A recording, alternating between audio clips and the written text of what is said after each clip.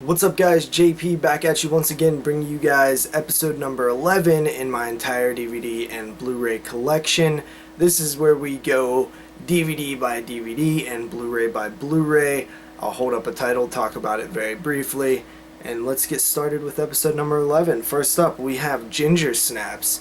This was a film I remember first seeing on TV, just flipping through the channels, and I stopped on one of the very first scenes where you see Ginger and her sister kind of doing these staged deaths.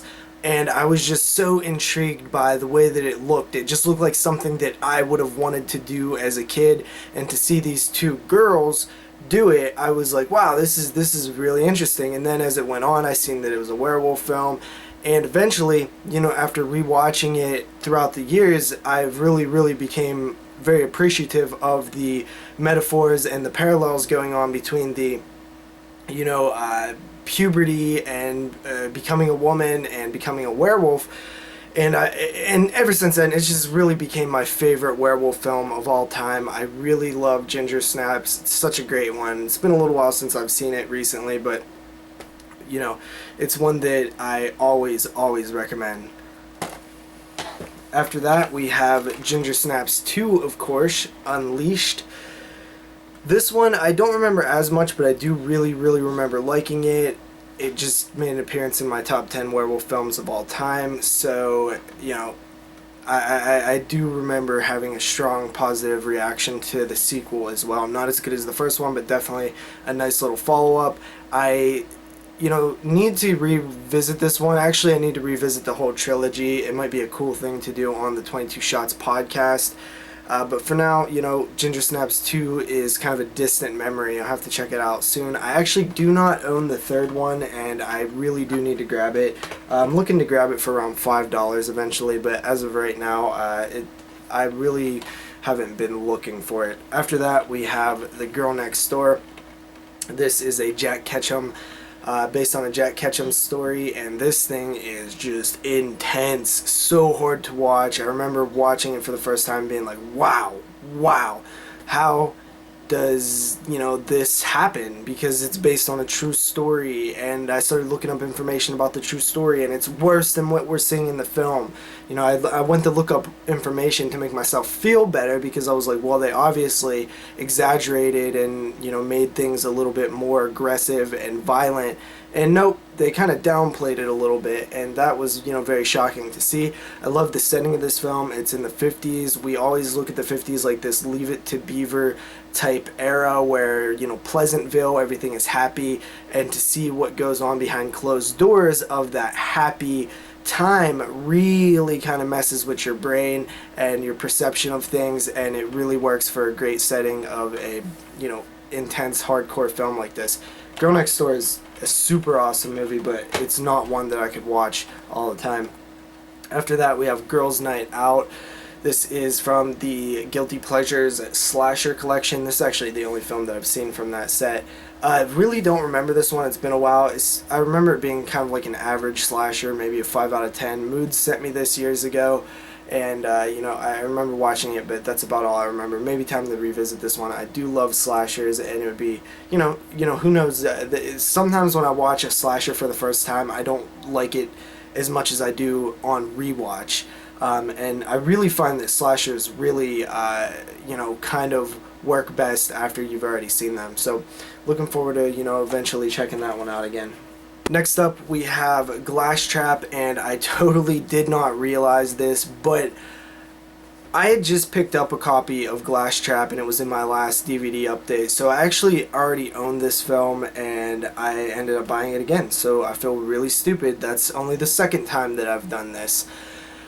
Oh wow, it's so weird when you do that. This is why I'm trying to do these videos, because as I go through and do these videos, I'm actually cataloging all my films, and I'll have an app on my phone where I could look when I'm out buying stuff to see if I own the film. So that's kind of the point of doing these videos as well. So Glass Trap, I've actually never seen this one, don't know anything about it, but apparently I have 2 copies of it now. After that, we have Godzilla.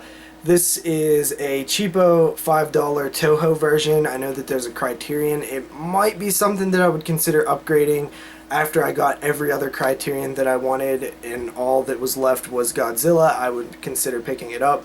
Definitely a very good movie. This one does have the original version of Godzilla, which is nice.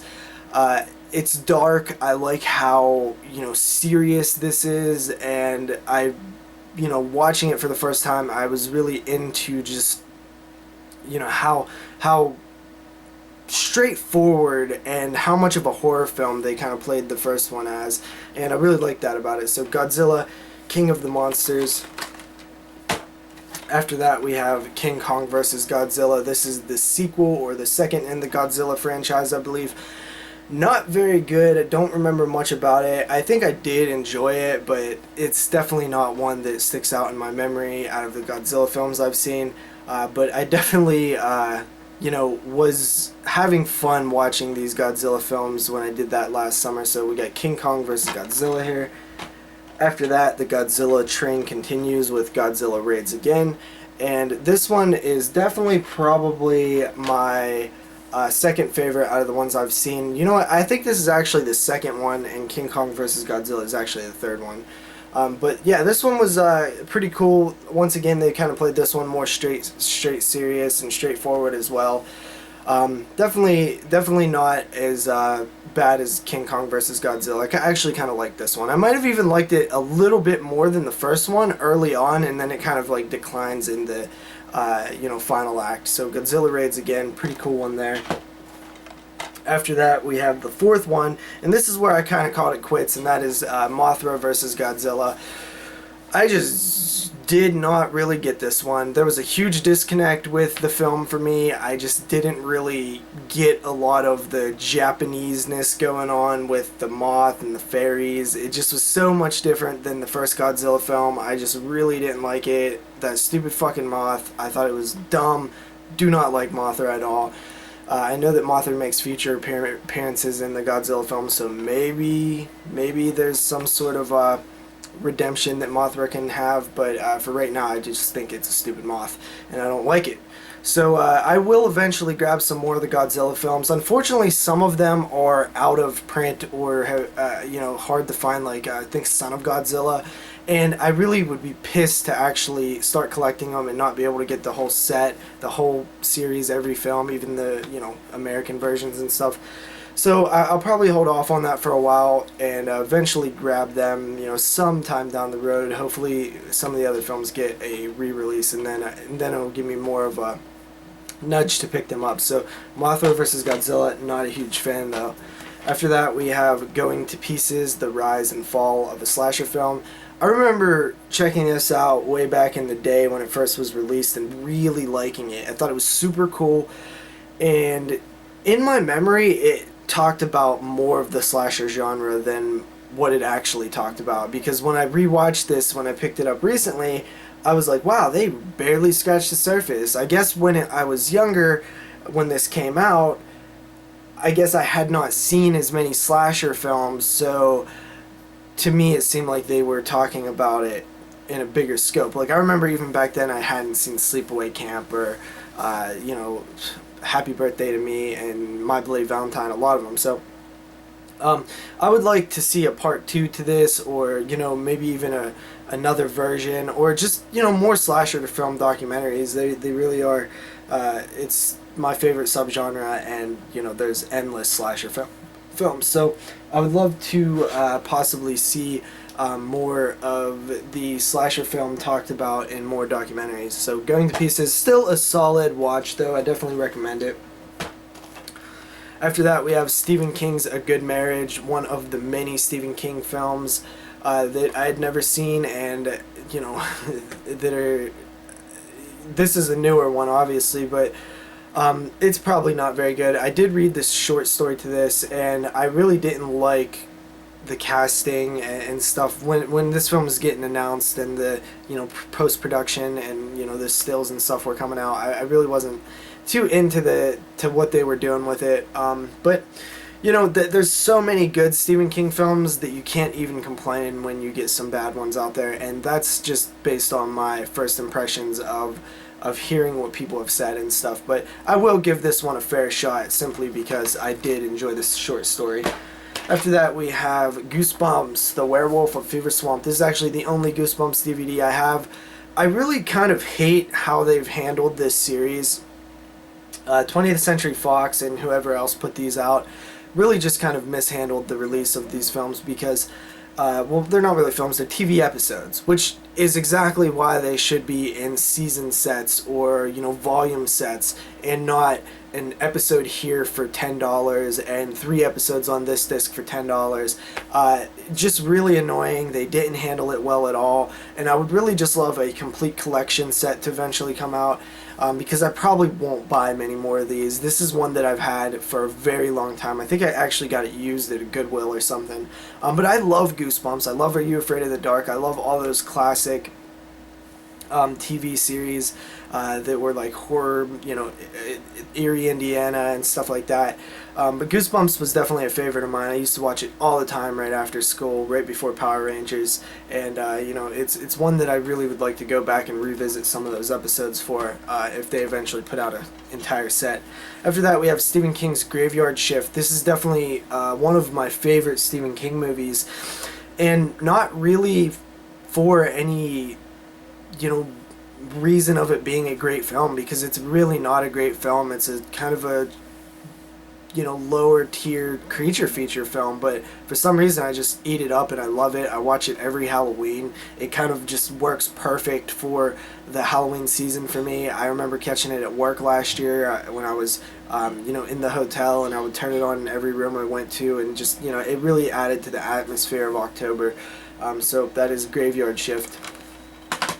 After that, we have Gremlins, which is actually a film that I watch every single Christmas. I do certain things every Christmas. One of them is I must watch Home Alone. I must watch the 24 Hours of a Christmas Story. I must watch a Woodland Critters Christmas, and I must watch a horror film set in Christmas time that I haven't seen before. And then the fifth thing that I always must do is watch Gremlins. At some point during December, I have to hit all of those, and honestly watch How Grinch Stole Christmas, the cartoon. So Gremlins is my favorite Christmas horror movie probably. It's my go-to. I love it so much. It's, you know, it's just a great, fun movie for kids, and, you know, very nostalgic for myself. So Gremlins is definitely one of my favorites. After that, we have the sequel, Gremlins 2, The New Batch, and I'm not really a big fan of this, to be honest. I don't know, man. I loved it when I was a kid. I loved it more than the original when I was a kid, and I hadn't seen it for so long, and I picked it up on DVD, and I was like, you know what? It is way too over the top. Way more over the top than the first Gremlins. Very meta and just out there, and it's very cheesy now, and, you know, it's just... it was way too slapsticky for me, but, you know, it's still a film that I do like. It's just not a very good film. So, Gremlins 2, The New Batch. After that, we have Growth, and I've actually never seen this film. It's kind of weird. It's in this white case, and I know that it's not supposed to come in this case, but it was very damaged when I got it, and I replaced the case with a white case that I had, so... you know, it makes it look a lot cooler. I've actually never seen this. I do want to give it a shot. It's one that I remember seeing all the time on the Walmart shelf when it came out, Anchor Bay. It looks like there's a lot of CGI in it based on the back of the cover. But, you know, I love... that's a cool... That just makes you want to watch this, right? The cover. I'm a sucker for covers that look like this. Gross, you know, bugs in the flesh type thing. Growth. After that, we have Sarah Michelle Gellar in The Grudge. Never been a big fan of this film at all. I got this in an eBay lot years ago, and I forced myself to eventually check it out. I remember there was a time where I had a collection that I would stack, you know, my to-watch pile, and it would eventually get to the bottom. That doesn't happen anymore. I have like 200 movies that I've still never seen in my collection. But before, I used to actually get to the bottom of that to-watch pile, and I would need to buy more movies. The Grudge is one of those that was at the very last of the to-watch pile, and I eventually checked it out, and I just didn't like it. It's okay. I'm just not I just really don't like the Japanese ghost story that much, and The Grudge is definitely not for me, even though a lot of people love it. I do like The Ring, though. Then we have The Grudge II. I'll probably never check this out because, like I said, my to-watch pile is 1,000,000 DVDs high as of late. So this is another film that would be at the very bottom of it. So eventually, maybe I will get around to it. Probably the most likely way I would see this is if we covered the Ju-On Grudge series on the podcast, but I doubt I could convince the guys to do that. So, The Grudge II. After that, we have Gutpile. Shot on video film that I've still never checked out. I actually grabbed this for a reason. I was going to do it on a theme week for body bags and just never got to it. I don't think it came in the mail in time and I had to skip out on it, but I'll eventually check it out. I do like shot on video films.